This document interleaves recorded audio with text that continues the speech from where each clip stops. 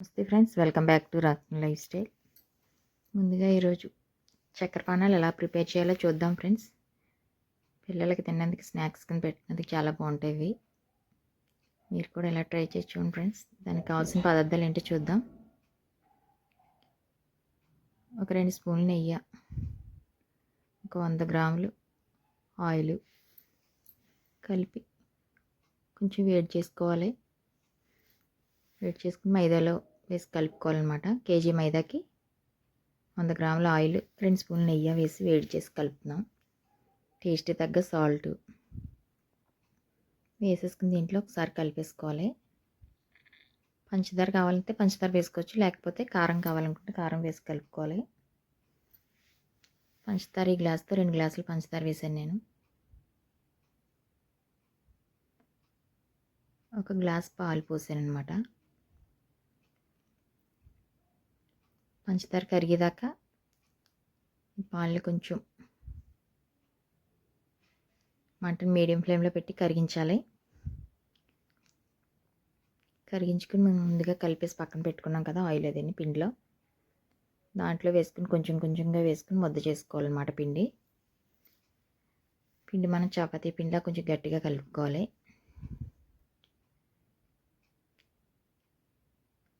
ఇది తిన్నందుకు స్వీట్గా ఉంటాయి కూడా, మరీ స్వీట్ ఉండదు.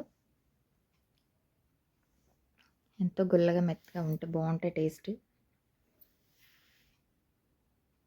ఇప్పుడు కారంగా చేస్తాను అనమాట. ఈసారి స్వీట్లా ట్రై చేశాను అనమాట. ఇవి ఈవినింగ్ టైంలో స్నాక్స్ కింద పిల్లలకి తిన్నది బాగుంటాయి ఫ్రెండ్స్. మీరు కూడా ట్రై చేయండి. ఇలాగా మనం మరగబెట్టిన పాలు పంచదార మరగబెట్టిన దీంట్లో వేసేసి పిండి ఇలా గట్టిగా కలుపుకోవాలి. అంతగా సరిపోకపోతే మనం కొంచెం వాటర్ వేసుకుని కలుపుకోవచ్చు. ఇలా చపాతీ పిండిలా గట్టిగా కలిపేసుకుని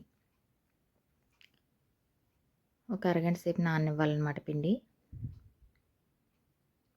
ఒక అరగంట గంట సేపు నానిచ్చి చపాతీలా చేసేసుకుని మనం ఒకసారి మళ్ళీ బాగా కలుపుకొని పిండిని చపాతీలా చేసుకోవాలి.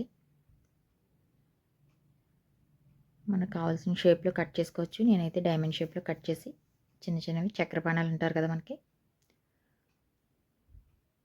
అలా కట్ చేసి ఫ్రై చేశాను ఫ్రెండ్స్. మీరు కూడా ఇలా ట్రై చేయండి.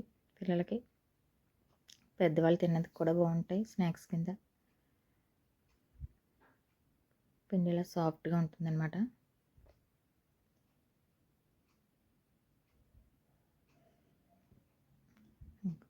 చపాతీలా చేసేసి ఇలాగా చిన్న చిన్న ముక్కల కింద కట్ చేసాను అనమాట. మరీ దలసరిగా కాకుండా మరీ పలుచగా కాకుండా కట్ చేసుకోవాలి. మంటను మటుకు మీడియం ఫ్లేమ్లో పెట్టుకుని వేయించుకోవాలి ఫ్రెండ్స్. ఆయిల్ బాగా కాగిన తర్వాత మీడియం ఫ్లేమ్లో పెట్టుకుని వేయించుకోవాలి.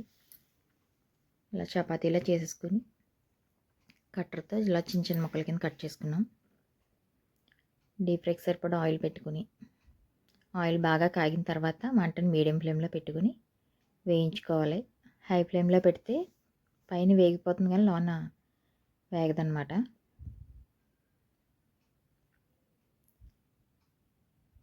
ఎంతో సింపుల్గా టేస్టీగా చాలా బాగుంటాయి ఫ్రెండ్స్.